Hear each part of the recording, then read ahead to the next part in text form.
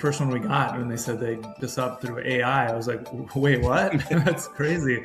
It's roughly 70% of remodeling leads today, they're actually doing AI. If Gemini recommends you or ChatGPT recommends you, it's very similar to getting a referral. They feel like they were referred by a friend. Today in Conversations That Convert, we're talking to Jeremy Hussey from College City Design Build. And we're going to get into website development, marketing, sales. He's also a new majority owner of his company. And we'll talk about the changes he's made since he started. Let's go. Welcome to Conversations That Convert. Each week, Rick teams up with industry experts to tackle practical strategies in lead generation, marketing, and sales for remodelers and custom builders. From practical tips to deep industry insights, we cover everything you need to grow a stronger, smarter business. Brought to you by Builder Lead Converter, your perfect sales assistant. Hey everyone, welcome to Conversations That Convert. We have a very special guest today, somebody that I have known for, man, I think we're probably pushing 30, 40 years. 30, almost 30. Yeah, it's been a long time. This is Jeremy Hussey from College City Design Build. Jeremy, welcome to Conversations That Convert. Thanks for having me, Rick. I appreciate it. So before you get into your company background, we sort of on the same construction company. This was College City Construction, which morphed into College City Homes. And now the last iteration is College City Design Build. But College City comes from Northfield, where both of us grew up, Northfield, Minnesota, home of cows, colleges, and contentment, right? So that's where the company came from. And Jeremy started working with me. I think I was working as a framer. You were a job site laborer, and then into the remodeling business. So I'll let him share more of his story. But yeah, give us the background, Jeremy, who you are, what you've done, and how you got to be here today. Well, as far as the background, how it all started was I was helping a friend sweep out houses, like after framing, etc., or before carpet. While I was in college, come back on the weekends or in the summer and help this friend. Well, one day the friend didn't show up, and the owner, Don Pavic, showed up, and he's like, "Oh, who are you?" And I told him, the other guy didn't show up, and he's like, "Well, you want this job?" And I said, "Okay." So that's how it all really started.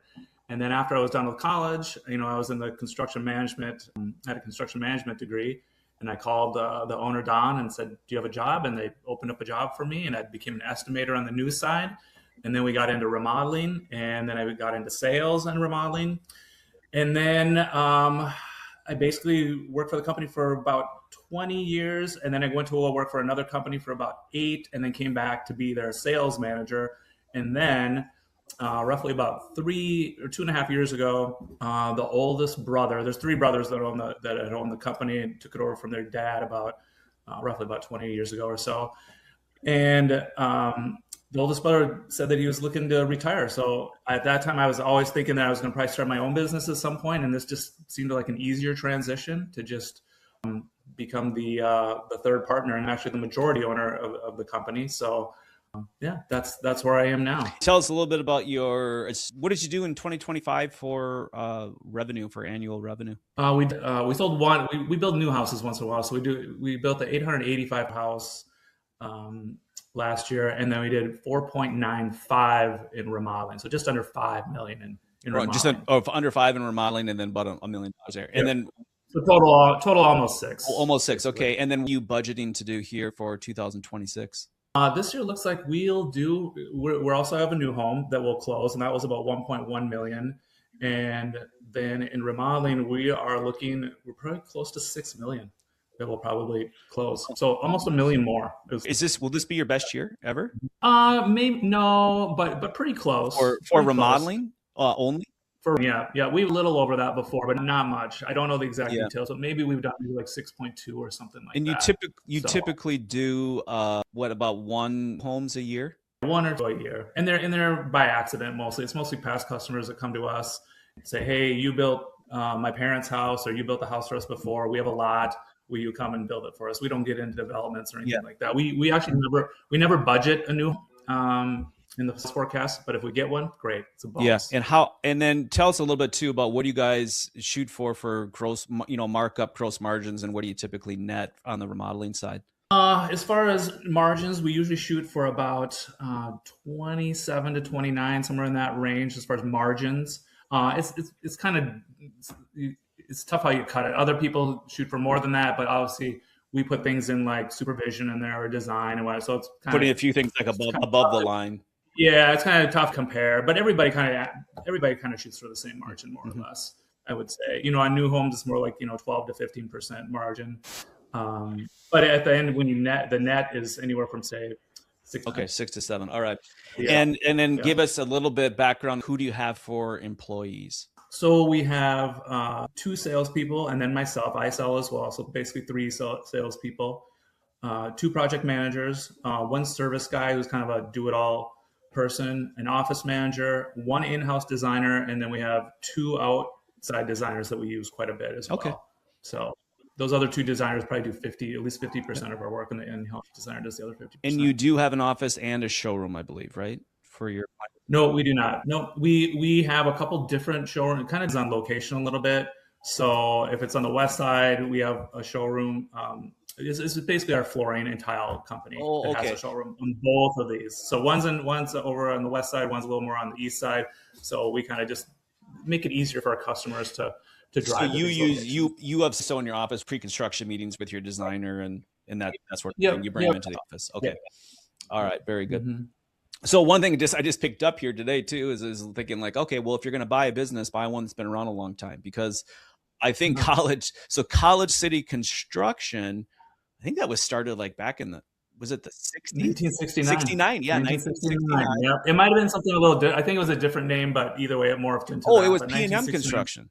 Yeah, that's right. There's multiple iterations. And then again, my background with that company is that I started as a framer working with Don's brother. That was Rick. He had Rick Pava Construction. So he provided all the framing and finish carpentry for College City Construction, then became College City Homes, which is you were working with them doing estimating. And then unfortunately, when the Great Recession hit in 2008, it took out the construction side of the company. But by the grace of God, I would say, or at least the way it was structured, is the remodeling company survived and was able to not have that liability. I guess it was a separate entity. And then you've since purchased the majority shares. So, I mean, that's really the story. So I guess I want to get into a little bit more too, talking about purchasing the company and becoming the majority owner. Obviously, there's still two kids in it, but because I think a lot of always think about it, and even home builders like, hey, what's the end game? How do I get out of this and company so I can get something for all my work over the years? But before we get into that, I want to jump into a couple of things. So you've got 2 salespeople. You also do some sales, I think, primarily for like referrals or past clients. Is that right? Yeah, but it ends up being pretty equal. Oh, really? Between the 3 of us. Yeah, actually, I'm selling the most this year. I'd rather not as an owner because I like to focus on other stuff. But it's just worked out that way. And whenever anything new that comes through goes to them, anything that's referral business of my customers, I just feel like it's in our best interest for me to take those because they're easy closes. Yeah, that way. Agreed. Is that the best idea? Maybe not, but right now that's how we're doing it. So if we just for conversation's sake, if we say, all right, you're going to do $6 million, you've got 3 salespeople, roughly $2 million each salesperson. Yep. Okay. Correct. So to me, I mean, it's like that's a right. That's a lot. So let's talk a little bit more about your sales process. And you have a designer, and tell us about, from the salesperson's perspective, what are some of those responsibilities that you guys do as it relates to design, estimating, that sort of thing, in order to be able to produce $2 million a year? Yeah, so basically our process is we meet with the customer, kind of get an idea what they're looking to do, try to come up with kind of a solution. And by solution, I just mean talk through a solution, not necessarily design something right away. We'll come up with a budget estimate saying, hey, your project is going to range between this number and this number. Here's what we were including in that number. And if they decide to go forward, then we get a design retainer. That design retainer gets put towards the project once we finalize And what do you approximately charge for a design retainer? 2 to 3% of the project price. Okay, and that's so you have a budget at this point, right? Yeah, so if it's 250, and we charge 3%, that's 7,500. Okay. Do you give them like say, hey, it's going to be somewhere between 250 to 300, or do you say, well, it's going to be 250? I would say the range is. The funny thing is, all 3 of us have been doing this for so long that we can dial in the number pretty good. So if let's say it's a 250 project, we would probably say between 50 and 265. Oh, pretty. So like you're that. with it less than 10%. Yeah, as long as you're putting in the specifications to show these are the things I'm including, then it's going to probably fall within that number. Now we put like allowances in for like tile or carpet, all that stuff. And so if you go over those things or go under, obviously it's going to affect that budget range. But then prior to asking for a design agreement, do you have like a preliminary number you give them before you've done a scope of work? Like this is, what do you give them over the phone when you're doing the qualifying call? Well, the first thing is you want to try to establish a budget. When we get the phone call, we don't really ask a lot of questions, to be honest with you. We probably are not the greatest at qualifying people. I think more of the qualifying comes on site because it never fails. You'll maybe talk about something and you get there and you maybe come up with something different that they should do and whatnot. I worked for a company called Rebath for 8 months and they would qualify no one. You just went to everything. Really? And I kind of learned that, yeah, they never qualify you. They want you to go to absolutely everything. And so I don't know if that's the greatest mindset, but it's kind of what we've been doing. And not only that, even if you don't get the job or it's not a project, we have people that come back later, say 3, 4 years, 5, 10 years later and say, hey, I talked to you way back when. We just weren't ready, et cetera. And then you come back. So it's not always a wasted trip. Interesting. That's interesting. Yeah. But one thing we will do though, if there's a little uncertain of what their budget is, because not all people are comfortable telling you a number because they think you're going to go right up underneath their number. Oh, now I know. Now I know what I charge, right? $249.9. Here it is. We'll just go back and work some numbers and basically call them or email them and say, hey, just so you know, your project is going to be between this and this, without typing up any general specifications or whatever, because that does take a lot of time. But that's after you do the site visit. After the site visit, yep. But if we feel they're a good fit, we feel like their budget is reasonable, then we'll type something to show. So on the qualifying call, then you said you don't get into price so much, but what are the things you do try to qualify for to determine if you want to go out to the? Well, I mean, location is one, obviously. We have our zone where we like to. How big is that zone? Like from just like a radius, like a miles? I'd say 30 miles. 30 miles? 40 miles. So is that roughly like 30, 40 minutes drive time typically? Yeah. I mean, we'll do 45-minute drive time, I'd say. But anything over that gets a little on the job soups, to have to drive there all the time.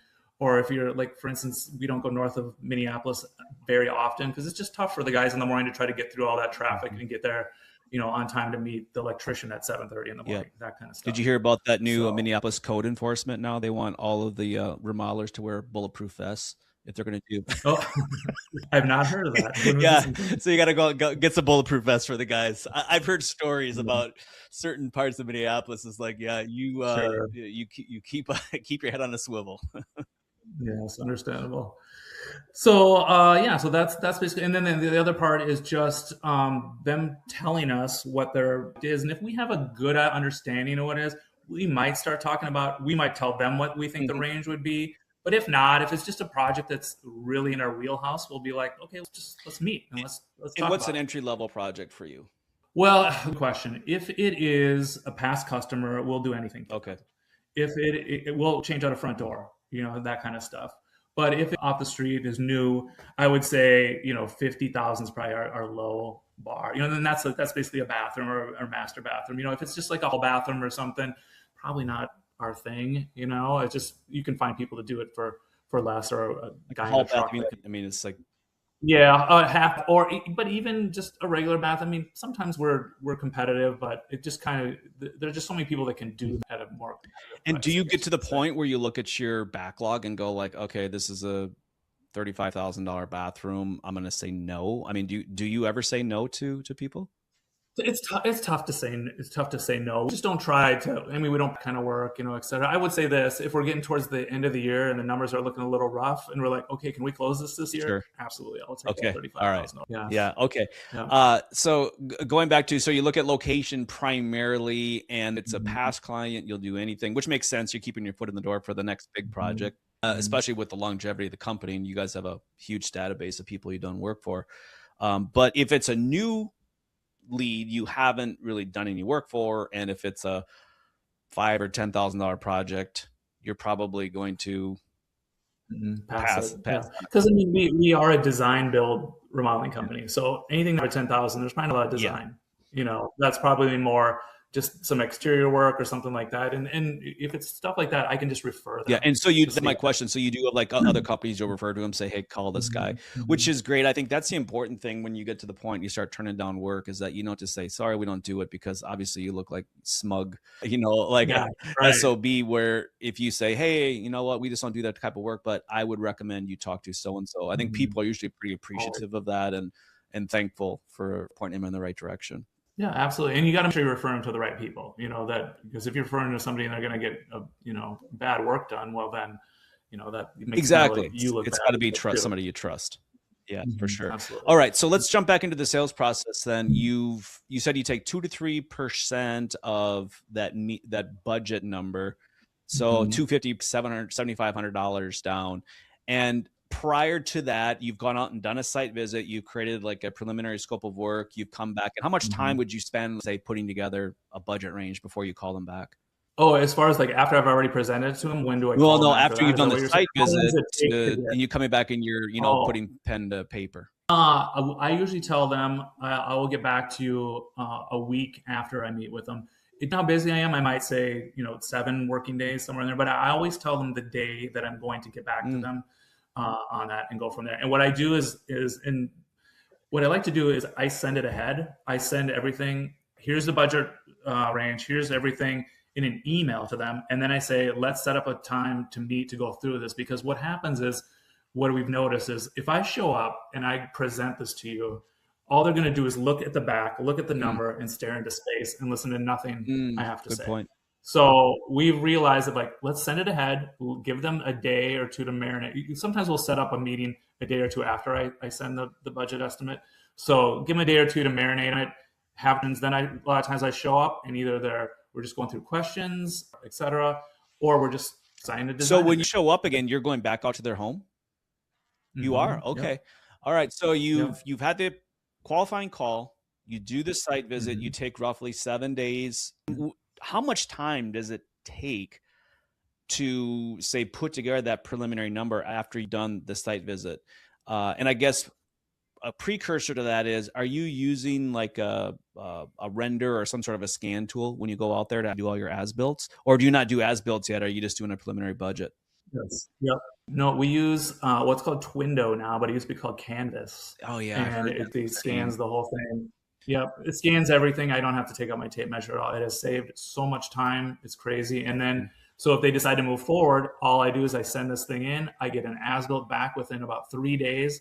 It just depends on what, like if one designer is using AutoCAD and one is using Chief Architect, you've got to send in which one they're using, and then it comes back. I send it over to the designer. They already have a head start. They have the design, that as-built done, and then we just start designing. Okay. All right. So one of our clients, I asked him, I said, well, how much time do you spend on that preliminary estimate, that first budget? And he said, well, for every $100,000 a project, it takes me about an hour.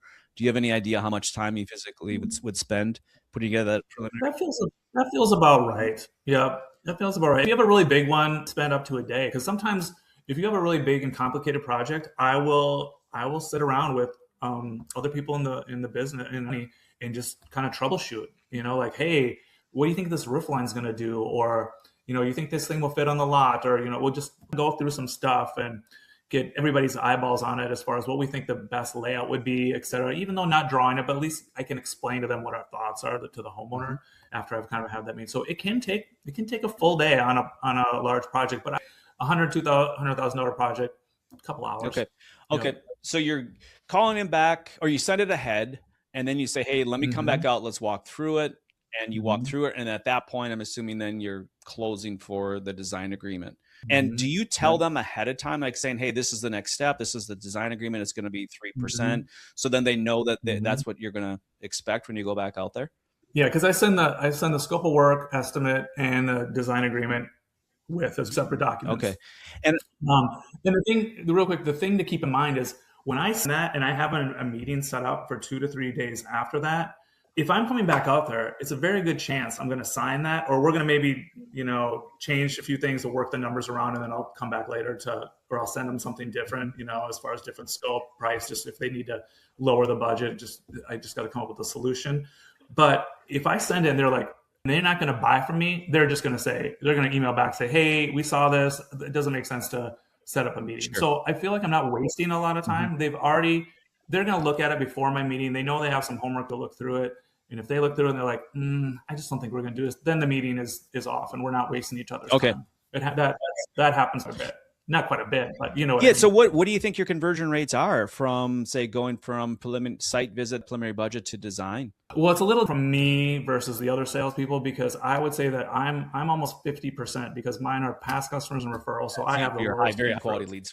Yeah, but the other guys are probably 33%, maybe somewhere in that range.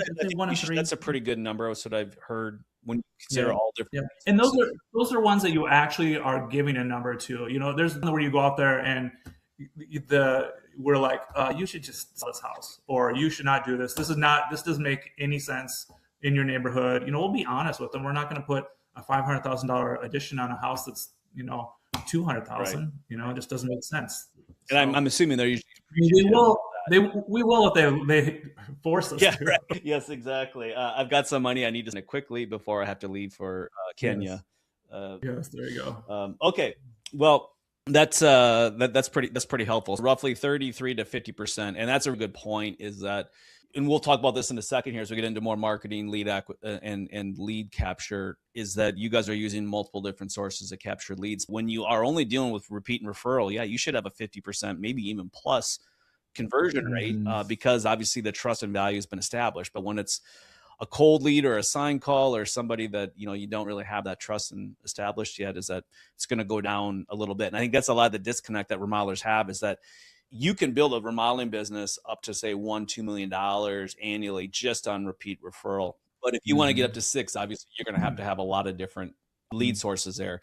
And it's important that you, number one, you need to dial in your sales process like you have, but number two, also to temper your expectations. You're not going to close as many as you used to when you're just doing repeat referral. And right. I think a lot of salespeople, I should say a lot of owners, remodeling owners, they sort of overestimate how good they are at sales because they've only dealt with repeat referral. And they think like, hey, I'm the greatest salesperson ever. And all of a sudden they get all these different leads and they're asking for this. And like, whoa, maybe I'm not converting as much as I can. And that's a process for establishing trust value, which we'll get into. But all right. So we get the design agreement, 2 to 3% of that. And what is your job size, would you say? About 140, somewhere in that range, 140, 150. So right now, this year it's about 167, I think, is when I last checked. So it's been good. Yeah. So and you said about 6 million is what you're budgeted to do this year. Yeah. Is that right? So running the numbers. Probably a little over that. Yeah. That's like 3 jobs a month. So at any one time, how many jobs do you typically have in WIP? Oh, good question. You mean that are in production or in production? We probably have in production. We have like 6. Did you say 2 job soups? Or? 2. Yep. So they'll run 5 jobs at a time. 3 to 5. The other thing to keep in mind, our job soups, we set them up for east and west. So you're basically staying on the same side, one side or the other. So you're not driving across town. Yeah. 35W, is that dividing line? If it's east. Pretty much, yeah. So I would say that's right. 6 to 10 and WIP at all times, you do about 36 a year. And then for design, how many do you do? About the same. About 6 to 10 at one time. Yeah, somewhere in that range. I mean, 10's a little aggressive. I don't know if there's always 10, but you have one designer full time, and you got 2 like contractors, designers you can contract. So where does your full-time designer, how many jobs or how many projects can she handle, say, by herself before she gets overwhelmed? About 3 or 4 at a time. So you just keep her busy, and then anything over and above that, you just contract it out. And then but we do like to try to keep them all busy to spread it out, because I feel like in design, if you're less busy, you can be more creative. So ideally, you don't want to overwhelm them where they're just trying to ram it through and get it going and not give the customer the best experience, et cetera. That's interesting. So we don't just say, okay, now our in-house designer is full, now we go to outside. We don't do that. We try to actually split it up. So one of our outside designers had already been our in-house designer for 10 years, and then she decided to just go on her own. So she's very familiar with you guys, or very familiar. Yeah, she's familiar with our process, all of that. And to be honest, we've given her so much work that she has not taken on work from anybody else, Really? really, at least that I know of. So Yep. she's a sub So, that pretty much just does your stuff, or independent yep, contractor. exactly. And then we added a third person somewhat recently, and I would say she's probably getting about 15%. We're trying to work her in, but she's great. So, I mean, we just have three great designers. It's Is so the great. process any different from your in-house designer to the contractors? And do It's the the same. leads know that they are contractors versus employees? Good. A lot of my past customers and referrals, they have already had one of the outside designers maybe on their previous project, or they've referred them when she did work for us. So we probably don't bring it up unless they bring it up.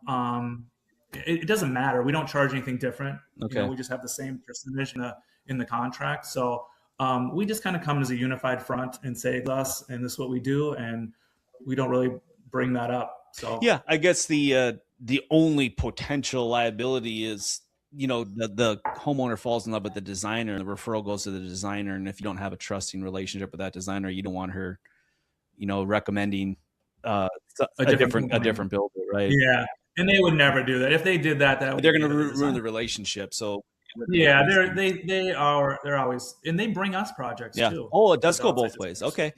Yeah, we talk a lot about that with remodelers, is developing that B2B pipeline, whether it's designers and realtors too are another good one to bring business. I interviewed a remodeler earlier this year. He was in Atlanta. He and his partner were former inspectors. So when somebody would go to home, they'd hire an inspector. So he had a database of like 400 realtors, and they just kept working that database as they moved into remodeling. And he said in 2025, they had 800,000 in referrals from realtors, and one realtor brought him 400, like 50% of that. Of that. And so, yeah, these realtors, they're selling homes, and the people say, oh, I love the home, but I want a new kitchen, or I want to do an addition or an ADU. They're in there, and it's great. So he says every single week they try to get to 1 to 2 office meetings with these realtors and just answer questions and provide details and pricing and that sort of thing. They become the resource. So yeah, that's great that you're doing that. Okay, so for when they go into the design, right, from design to construction, probably 95%. Yeah, 95%. The only time people usually jump ship is if maybe they lost their job, or all of a sudden they have to relocate or become ill. It's very rare somebody's going to jump ship for any other reason than that, because we've already established a budget. The designers help try to keep it within the budget. Now, sometimes the designer will say, well, I know this is what we're doing, but what if we did this? And all of a sudden the scope grows. Right. So if that happens, a lot of times what happens, if we do that and the scope grows, we'll have them design it. We'll call timeout. We'll run the network through electrician, heating, plumbing, etc., and we'll get a firm number on the project, and then have allowances for materials. So we know that, hey, we added scope. We're here. Are you still comfortable before we start picking things out? Oh, I see. So, but otherwise, if it stays within the same scope, we'll go through the whole process of designing it, helping pick out all the materials, and then running the network through, and then firming up the price, and then that design retainer gets put towards the project. So what would you say is your typical variance then, from where you go in, where you sign the design agreement, what that budget is to where it ends up at? It's rare that it goes maybe more than, say, 5 to 7% higher. Pretty. That's we really hammer on the designers to try to keep it within budget, because if you keep it within budget, then the project just goes out the door immediately. The homeowner is like, okay, let's go to the next step. And what we always say is time kills deals. So if you get to and you've over designed this and you've selected things that are super expensive, and now we're up here, well, guess what? Now we're going to have to take time to try to get this thing back within budget, and that could kill the deal. Yeah, right. So, well, and last question I think on this part is allowances. So once you get that design completed, do you try to do all the selections and go into the production with like almost zero allowances, or do you go into production with allowances as part of your process?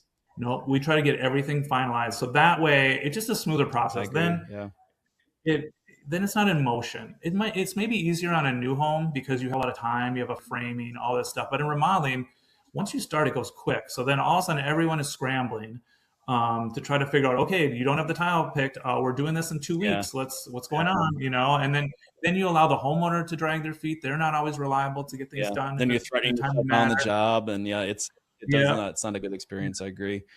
And then if the project gets delayed, it's our fault, so we do that. So now there's things like if paint hasn't been picked out or if light fixtures haven't been picked up, that's fine. We can still move forward and go from there. Okay. So From that perspective, then what's the typical length of time that the client will be in design they get to production? what we typically tell people is from the day you say, let's move to the next step, we can usually start the project in about 2 to 2.5 months. And so that means design, selections, permit. Sometimes there's ordering material. Like if you got windows, sometimes you got to wait for those. Or engineering for but bigger projects, that probably delays. engineering, exactly. So that kind of stuff. And and then we have to turn the file over to production. And then we do what's called a pre-construction meeting, talk about, okay, where's the dumpster going to go? Who's the main contact? Here's what we're doing for site prep, all that kind of stuff. So there's a lot of stuff that has to happen. Sometimes people are like 2.5 months. It seems like a long time. Well, there's a lot of stuff that has to be done beforehand. So, and we sometimes can get it done quicker. If somebody says, hey, we'll give you this job if you can start with a month and a half. And we're like, okay, well, we can probably work that out. Sure. So. Okay. All right. One last question here. I don't want to spend a whole lot of time in production, but you said you stay within, I said 5 to 7% of that initial budget through the end of design. Change orders. So what do you typical vary from with change orders from contract, construction contract into completion? It's not a lot because we've picked out everything. We've done everything. The scope has been defined. So there's not a lot. I think the biggest thing is probably electrical is the one. Once you're in the space, you decide you want to add a few more lights over here. We decided, hey, we didn't need 12 recessed lights. We only needed 10, that kind of stuff. Electrical is always a change order up or down, but it's usually pretty minor. Otherwise, we try not to have too many. And, you might get a total of, say, 4 or 5 on a job. But it never fails. You have a customer who's like, oh, while you're here, why don't we have you do this and this? And then next thing you know, you got, $20,000, $30,000 in change orders, which we love. It's fine. Yeah. But it can goof up Are you charging the timing for change orders? We don't. You mean as like an extra fee? Yeah. No. We just make margin on what it is. And are you doing additional margin on change orders, or it's your standard markup? You are. So you're pretty forgiving on. Yeah, maybe a little too nice. Yeah, you're very nice. Yeah, very nice. No change fee. All right. Okay. Well, that's a good, interesting on a couple of things I picked on in your sales process. One is that you invest the time to go out to the job site, even if it doesn't work out now, that it come back to you in the future. The fact that you're sending pricing ahead of time and then scheduling to go out and meet with them again. I think that's just a great qualifier, because a lot of guys are just emailing a price, come on the phone and do a price, but they don't do this follow-up schedule afterwards, because I'm guessing that you guys have figured out, like, hey, if I give them the numbers and they're willing to meet with me a day or two afterwards, I'm going to design and I'm going to get this. Yeah. We used to do that where we just send it out and whatever when we're swamped and thing was going great and whatnot. And still can happen once in a while if you're a little too busy or you don't get a great lead. Maybe you might not spend another day with them. You'd rather just get it to them and then see what they think and kind of go from there. So, but this is the second biggest that they have. Their home is number one, remodeling is number two. Not to have a face-to-face meeting and just send an email and a price just seems. I agree, 100%. Not great. I'd say at a minimum you should do a Zoom call with them. You want to get face-to-face if you can't get it back out. Obviously some guys have a lot bigger service areas, so it's not feasible to go back out a second time, but at least get them on a call. Yeah. And that can happen too. Sometimes people will say that they'd rather do that because they get away from work or whatever, and they'll do it at their office. Yeah. And ideally, you want them both there, but sometimes it can happen with one person. Right. And then I picked up on this time. It just deals when it gets into design. Yeah, the longer you lament in design, the more opportunity for that deal to implode, whether it's from scope creep, just taking their eye off the ball. And this last question I'm thinking of as it relates to design is, do you guys try to, so you do 3 jobs a month, approximately 36 a year. Do you try to slot like your starts and your project completions 3 per month? We try to. It doesn't always work perfectly, but we'll look at what's going on and see where they are. A lot of times early in design, we know how quick this is going to go. So if we see, okay, these people seem like they're going to go quick, let's put them on this date and let's tell them that this is when we want to go. Yeah. So but we probably should do a better job of slotting, but we we unfortunately maybe let the customer drive us a little bit more than we should. Well, and what you see is like, you don't want to feel like the designers have to get a project done because you want them to have more creative opportunity. Yes. Sometimes that does take time. But of course, on the conversely, if the customer's like, oh, great, I get to start my project at this point, and then you can work backwards and say, yeah, you got to have your selection and everything done in order for us to start here. And then they feel rushed and whatnot. It's we've tried to do that, but it's not a great setup for the designer and the customer. Yeah, I can see you don't know how they're going to react. Like when you go and do selections, let's say you go to the cabinet shop and that goes great, or it goes bad. And you're like, when I say bad, it just takes a lot of time because there's a lot of detail, or they want to know every little nook and cranny about the cabinet. But you're set up to go to the next place after that to go pick out tile and all that stuff. Some just get exhausted, after the first one. And then sometimes the designer will be like, we spent a lot of time here. Let's just pick a different day here in a day or two to go to the next place. So we don't just, have them just totally exhausted and not make good decisions or second guess their decisions. So do you have then challenges in production if you get a backlog and all of a sudden you're trying to start 6 jobs in 1 month versus 3? Yeah, it can happen, but we always worry about it, and it never seems to be that big of a deal. So the best thing is you got to make sure, like, let's say you have a bunch of addition projects, you got to make sure the concrete guy and the framers are free. So you got to just look at those. I would say those type of projects are more important to be able to slot. A addition project, you have to order windows, so those can take, 4 to 10 weeks. Yep. So those are probably more important to slot. The kitchen, whole house remodels, those are easier to move in, as far as like slide in and whatnot. But yes, does productions not like sales? Yes, that can sometimes happen. No, without a question. Yep, we're on 2 separate islands sometimes, and we got to kind of negotiate a little to start a project. Yeah, it's a balancing act, right? I'm a big proponent of slot scheduling. It's not a perfect, but I think just an even flow production, and it also it can actually be obviously a benefit to sales and design, because I can always work backwards. I person wants to be enjoying this new kitchen by such and such a day because they got a party coming up, or graduation. It's graduation, time right now. And so you're always working backwards, and sometimes it's hard to light a fire under people, and it's better just to let them self-motivate by saying, I got to get this done so I can meet this production slot. But it's a balancing act. I get that. All right, well, let's shift gears a little bit. Let's talk about marketing. You recently, in fact, we created a case study out of what you guys have done, but you did a website redesign recently. For many years now in your local market, there's something called, but let's talk a little bit about some of the updates and changes you've done from marketing since you took the majority owner. Well, I think you'd be surprised how little we spend in marketing.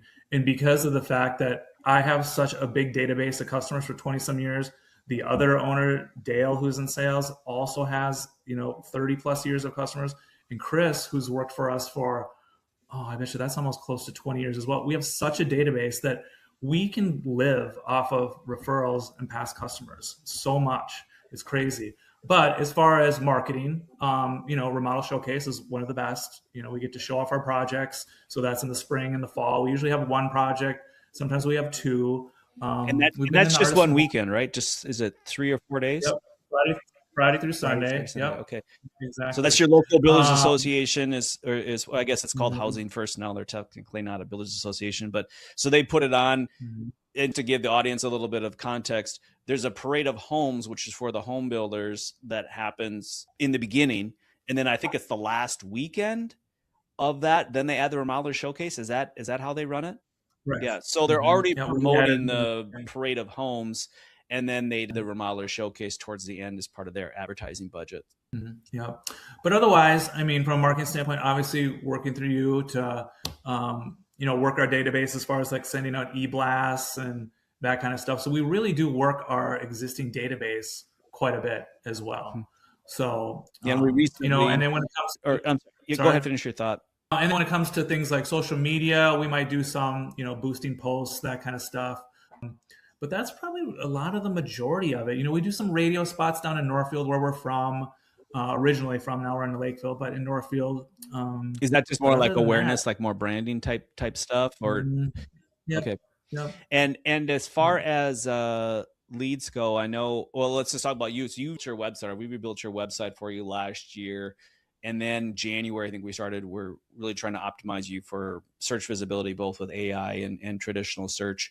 So I looked at your numbers, like you had some great growth between at least January through April. I think April you had your best month for leads yet, as it goes there. Now, you and I were talking, I think it was maybe last month, you're starting to get some AI visibility where you're getting some recommendations from ChatGPT or Gemini, but what does that look like now? Well, that was just surprising. The first one we got, when they said they this up through AI, I was like, "Wait, what? That's crazy." But then I remember that, as far as search engine optimization, that you guys are utilizing, having AI look. I don't know, how do I say that, Rick? As far as like AI, what you just guys AI are, visibility.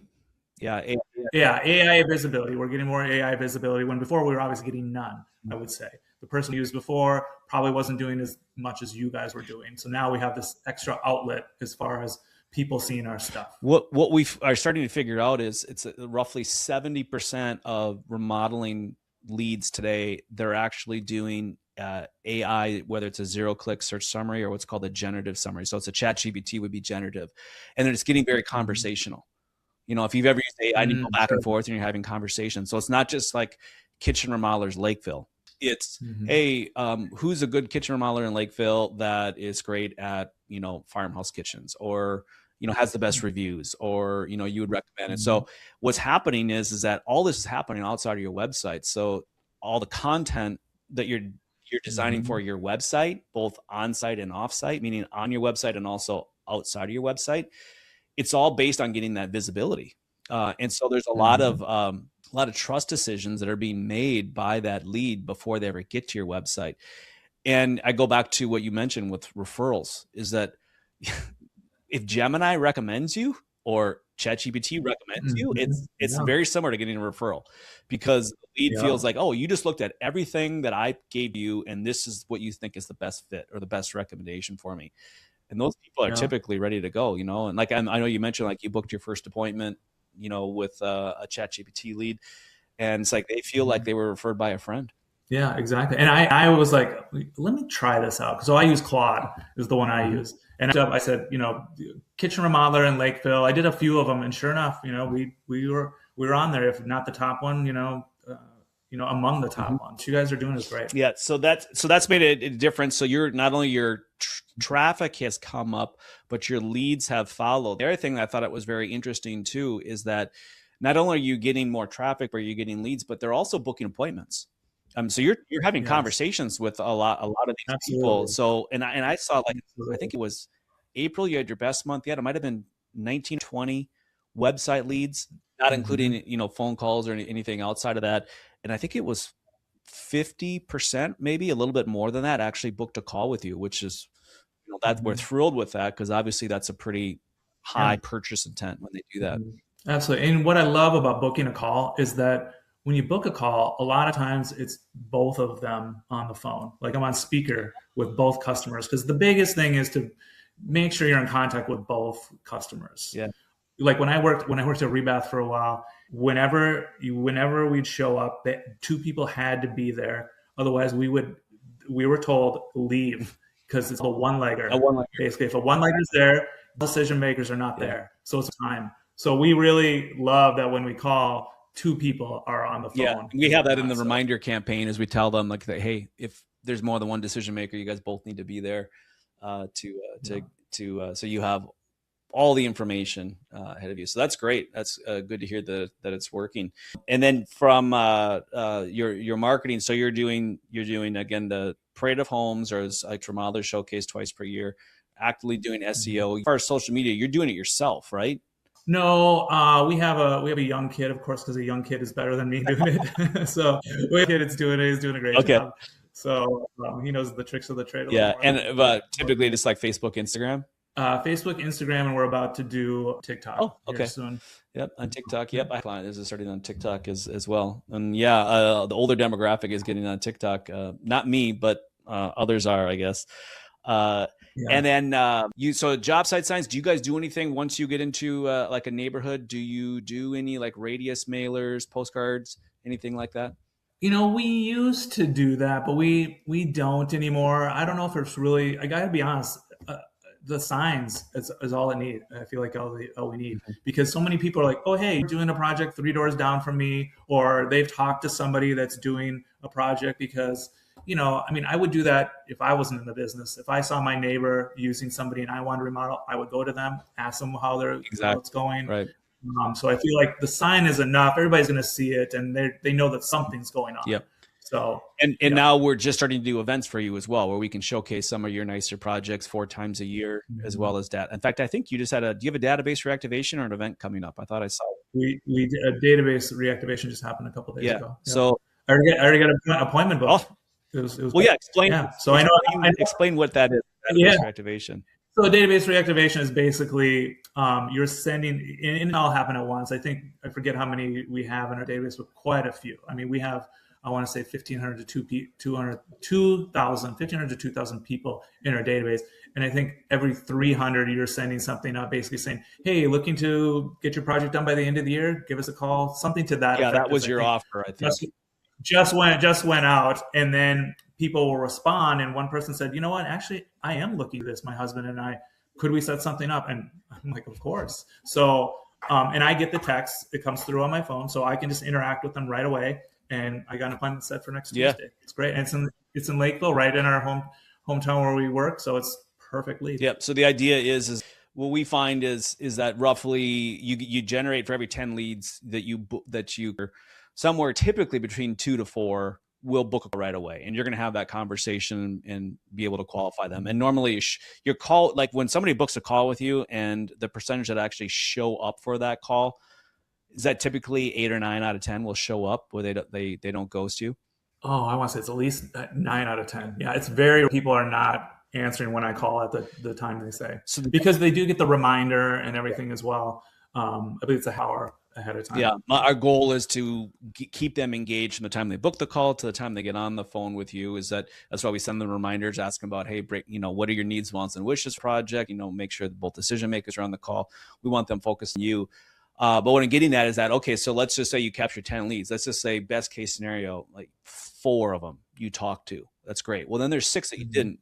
So the idea with the database reactivation and the events each quarter is that, okay, every 90 days, in addition to your nurturing program, which you guys have a long-term nurturing program, which goes 6 months on, all about design, build, remodeling, we're going to reach out to them again and say, are you ready to talk? Or here's a project we can show you. Would you like to see it? Trying to re-engage them. And if they're not ready to talk right away, we'll stay top of mind until they are.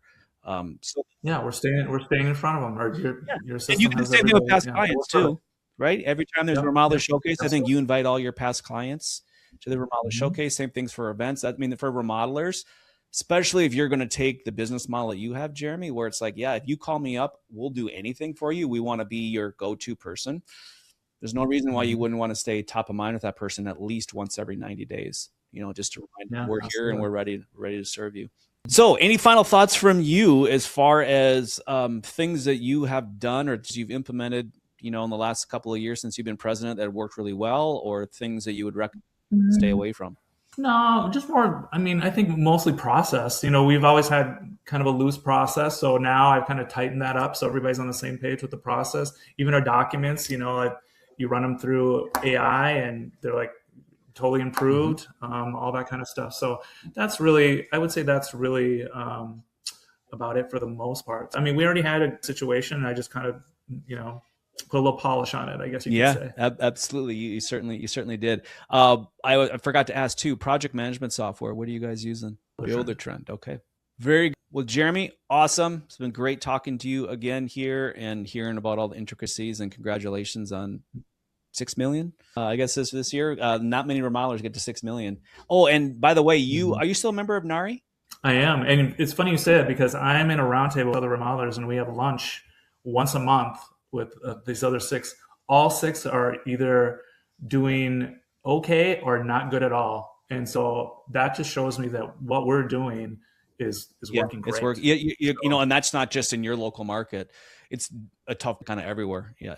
So you have to work harder now to get the same or similar amount of volume. So the fact that you're getting to 6 million at 20% year-over-year, in the middle of a war.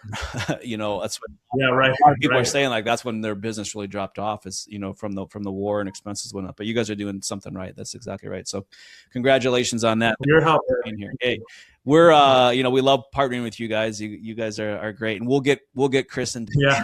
hey, Chris and Dale, if you listen to the podcast, don't worry, there's hope. There's hope. We'll Yeah. I'll send it to him. Send me the final copy. Yeah, I'll forward it over. Well, very good. All So if right. anybody wants to see more about what you guys are doing, where should they go? Take a look. www.collegecitydesignbuild.com. collegecitydesignbuild.com. Jeremy Hussey, thank you so much for joining us. And for my brothers and sisters in Christ, the Lord Jesus Christ, the love of God, and the fellowship of the Holy Spirit be with you all always. We'll see you next time.